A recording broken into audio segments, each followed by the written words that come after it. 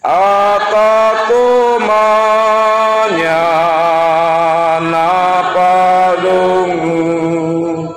nakadulak ya kureliu. Mari kita berdoa. Saat ini Tuhan, kami merendahkan diri di hadapan hadirat-Mu.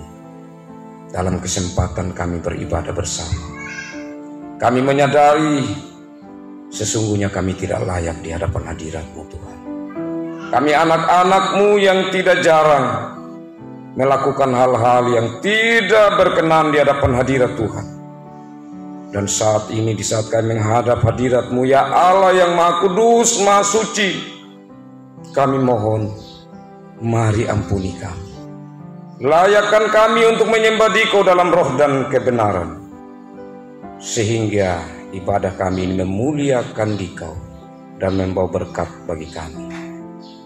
Saat ini kami memberi telinga kami secara sungguh-sungguh, pikiran hati kami untuk kebenaran firman Tuhan.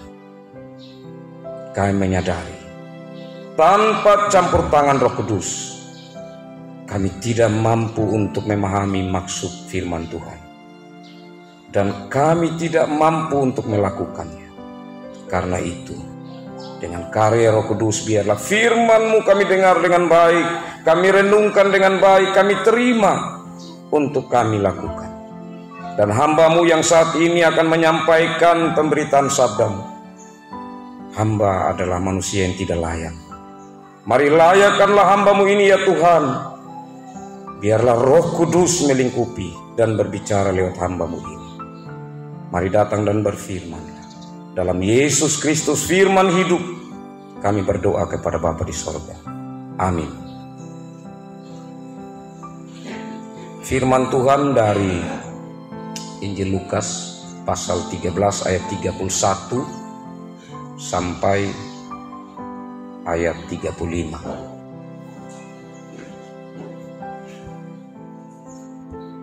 Injil Lukas pasal 13 ayat 31 sampai ayat 35. Kita akan mengikuti firman Tuhan ini dalam bahasa Wanukaka, akan dibacakan nanti oleh Bapak Kaum Awam Lukas LKBku, dan saya mau nanti Bapak bacakan penggalan-penggalan di mana tempat untuk saya akan menyampaikan bahasa Indonesianya. Oke, silakan Bapak.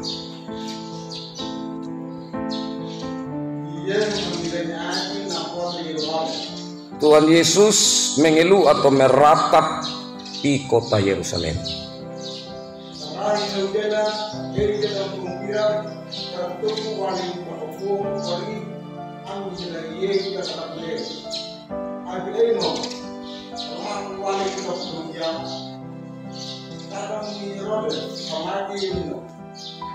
Pada hari itu juga ada beberapa orang dari kumpulan Farisi datang kepada Yesus dan berkata, "Jangan ada di sini, pergi dari tempat ini, karena Herodes akan membunuh engkau," katanya.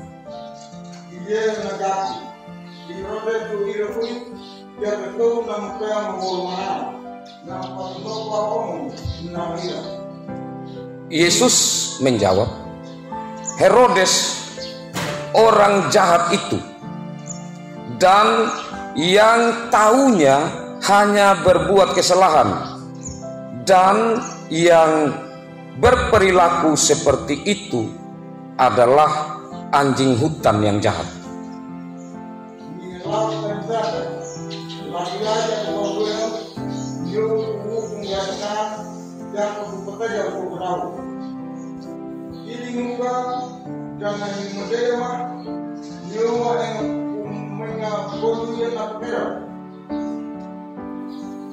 Pergilah, kamu beritahukan kepadanya, hari ini dan besok saya akan mengusir roh jahat dan menyembuhkan orang sakit.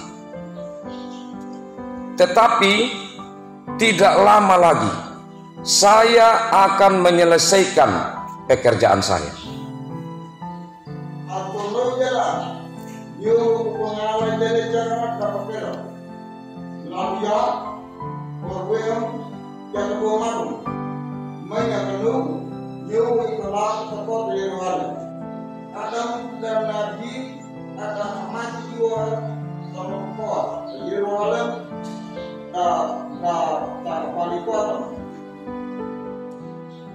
Bagaimanapun juga, saya akan melanjutkan pekerjaan saya hari ini, besok, dan lusa. Setelah itu, saya akan pergi ke kota Yerusalem. Karena para nabi dimatikan atau dibunuh di tempat di kota Yerusalem.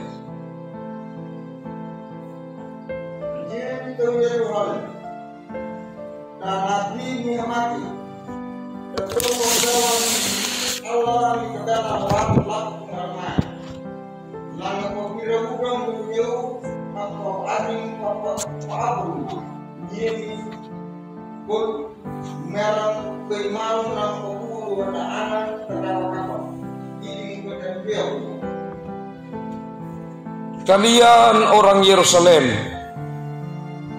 kalian membunuh para nabi yang diutus Allah. Kalian membuat mereka sampai mati. Sampai berapa lama lagi? Tolong Mama Nurti. Mana Mama Nurti? Ya.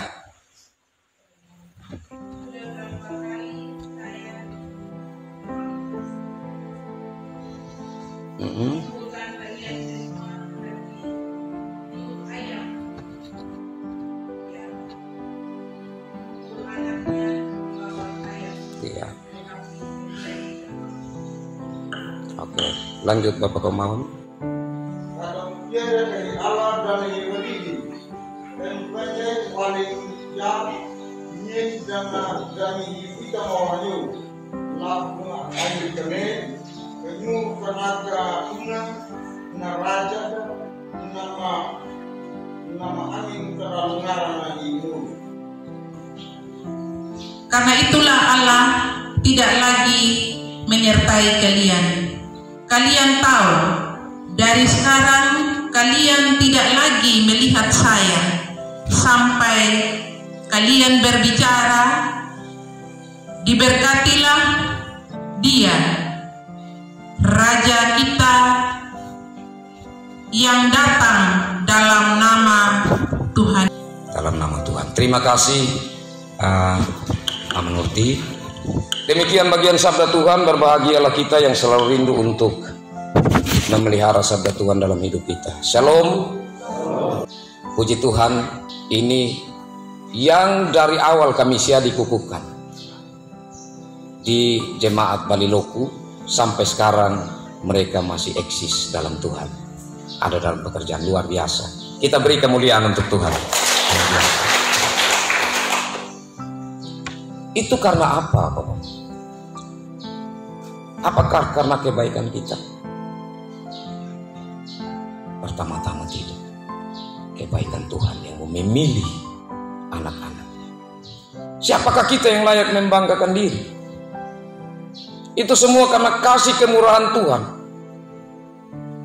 Tetapi tentunya sebagai manusia kita bangga secara rohani karena Tuhan memakai kita ada dalam bagian itu. Kekasih-kekasih Tuhan, untuk sampai pada saat ini tentu tim ini belajar dari Yesus Kristus. Bersama kami mereka fokus. Berbicara tentang fokus bukan berarti tidak ada gangguan. Itu tidak hidup sendiri. Pasti ada saja gangguan. Ya, apalagi hampir semua ini berumah tangga. Tentu ada banyak hal yang mereka pikirkan, yang mereka gumuli, yang harus mereka urus. Kekasih-kekasih Tuhan, Injil Lukas salah satu profilnya itu berbicara tentang perjalanan Yesus. Perjalanan Yesus yang mana puncaknya adalah Yerusalem. Dan dalam perjalanan itu kita tahu bersama, iblis tidak pernah tinggal diam. Dia akan mencoba terus untuk menggagalkan visi Allah dalam Yesus. Tapi Yesus tetap fokus. Dalam bagian firman Tuhan ini ada orang Farisi. Saya tidak tahu saat Bapak Mama, saudara-saudari melihat tadi bagian bacaan tentang orang Farisi, apa yang ada di pikiran kita? Orang Farisi ini kok macam baik di sini. Emang Injil Lukas kadang-kadang menempatkan sisi dari orang Farisi yang baik. Ini bisa juga kita tarik catatan dalam hidup kita meskipun bukan catatan dari Injil Lukas. Kadang-kadang kalau kita sudah punya image tentang seseorang negatif, untuk merubah menjadi positif itu sulit sekali. Kalau orang itu mungkin sudah berubah lama, tapi kita masih bilang, ini sudah. Kalau dia yang sudah omong, sudah saya tidak mau dengar. Ya meskipun bukan itu pesan dari Injil Lukas. Karena di sini kita tidak tahu persis motifnya orang Farisi ini, apakah pura-pura baik, ataukah sebenarnya ada motif lain. Kita akan lihat selanjutnya. Tapi pesannya kekasih-kekasih Tuhan, mereka mau supaya Yesus pergi dari situ. Ini kalimat kalau sebagai orang yang bersimpati atau berempati bahkan kepada Yesus, tentu kalimatnya agak sedikit halus ya. Tapi ini seperti kalimat perintah, dan mereka menempatkan diri berkuasa, dan Yesus harus ikut apa yang mereka punya mau. Harus taat kepada mereka. Jangan ada di sini. Tetapi pergi dari sini. Abi, engam. Halaku aling tapadoya. Jangan ada di sini, pergi dari tempat ini. Memang bisa juga, ini mereka tegas kepada Yesus supaya Yesus ini serius mendengar dan menanggapi bahwa ini bukan masalah-masalah yang sepele. Ini betul-betul ada ancaman dari Herodes. Tapi ini kan satu sikap yang di belakangnya itu cara-cara iblis untuk menggagalkan apa yang menjadi rencana Tuhan, visi Tuhan dalam Yesus Kristus. Karena iblis kan sangat-sangat berupaya memakai orang-orang yang terdekat dengan Yesus. Sekali lagi, iblis itu dia bahkan lebih fokus untuk memakai orang-orang yang dekat dengan Yesus untuk menggagalkan tujuan Tuhan, misi Tuhan. Nah, itu tidak gampang. Nah, kekasih-kekasih Tuhan yang menariknya di sini, apa jawaban Yesus? Entah jawaban Yesus ini khusus kepada Herodes atau juga sebenarnya termasuk di dalamnya kepada orang Farisi, tidak terlalu jelas. Tetapi yang pasti di sini, Yesus mau mengatakan, saya mau ada di sini hari ini atau besok, ya itu tidak ada urusan dengan kalian, seperti begitu. Ya tetapi jangan kita tarik dengan cara sikap ketimuran. Kalau sikap ketimuran ini kalau dibilang, engkau harus pergi dari sini, ya saya mau pergi atau tidak, saya punya urusan. Nah, itu beda cara berpikirnya dengan cara berpikir Yesus di sini. Karena cara berpikir Yesus di sini itu sama sekali tidak akan terpengaruh oleh pikiran konsep rencana manusia yang tidak taat kepada Bapa atau yang tidak mengerti akan rencana Bapa dalam dunia, dalam manusia. Sedangkan Yesus taat kepada Bapa. Itu sebenarnya pesan dari Injil Lukas dalam bagian ini. Ketaatan kepada Bapa. Ketaatan kepada Bapa adalah saya akan terus melanjutkan ke Yerusalem perjalanan saya, dan masih ada pekerjaan yang harus diselesaikan, yaitu mengusir roh jahat dan menyembuhkan orang sakit. Ini adalah misi yang harus Yesus jalankan. Dan kekasih-kekasih Tuhan, tentu puncaknya di Yerusalem. Dan Yesus pasti sudah tahu apa yang akan terjadi nanti di sana.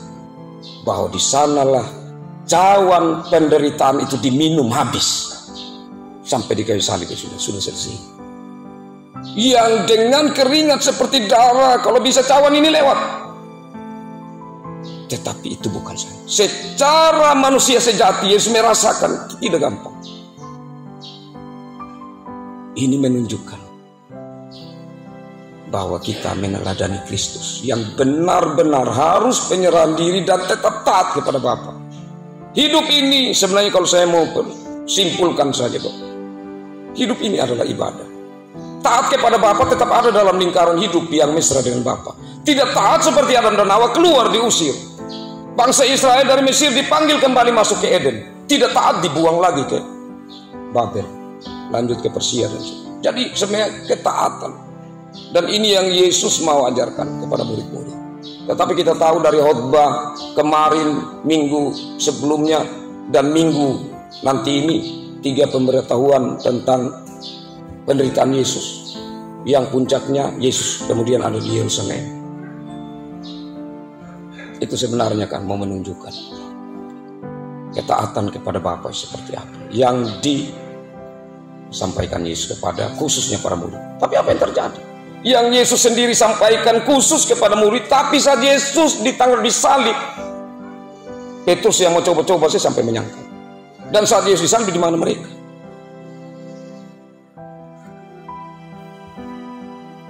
Karena mereka punya konsep tidak connect, tidak segelombang dengan anak Bapa.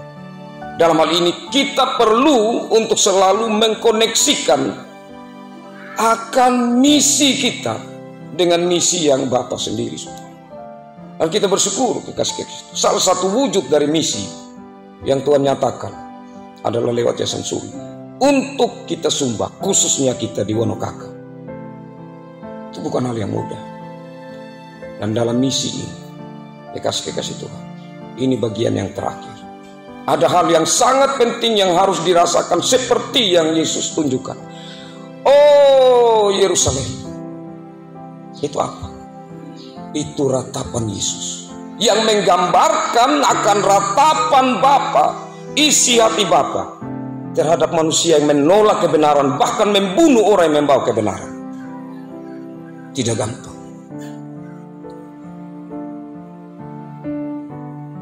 Yesus tidak memikirkan diri, bahkan dia mengosongkan diri.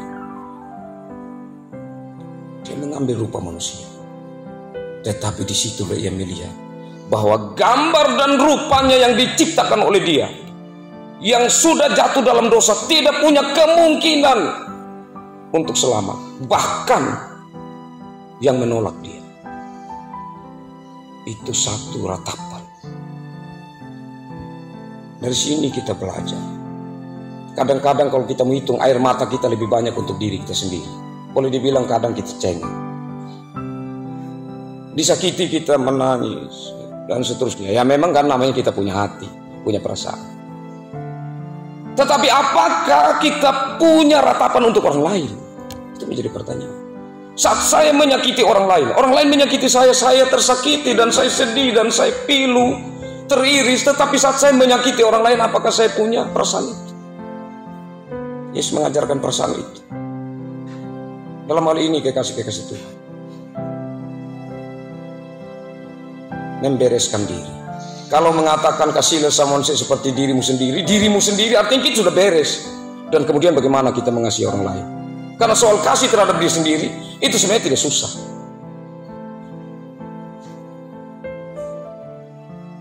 Tetapi bagaimana mengasihi orang lain itu tidak gampang.